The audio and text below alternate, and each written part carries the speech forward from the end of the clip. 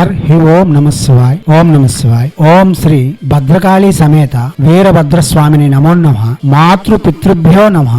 ఆచార్య అతిథిభ్యో నమః. శ్రీమాత లలితా త్రిపుర సుందరయే నమో నమః.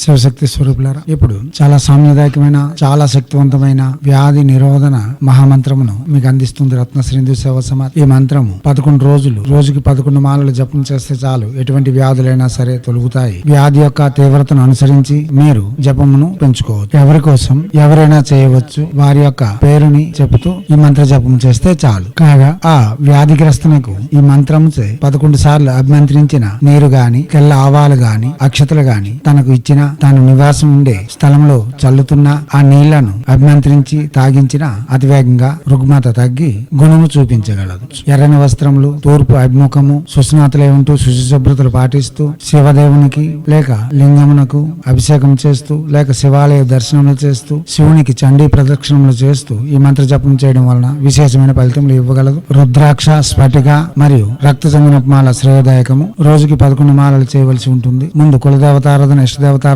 పూర్తి చేసుకుని శివునికి అయినంత వరకు పూజా ఆది విధులు గావించి ఈ మంత్రమును ప్రత్యక్షంగానే జపం చేసుకోవచ్చు. దివ్యాత్మ స్వరూపులారా, ఇప్పుడు మంత్రము ఓం హూం జూం భం కాళభైరవాయ వ్యాధి నివారణాయ నమః. మంత్రం మరోసారి ఓం హూం జూం భం కాళభైరవాయ వ్యాధి నివారణాయ నమః. మంత్రం మరోసారి ఓం హూం జూం భం కాళభైరవాయ వ్యాధి నివారణాయ నమః.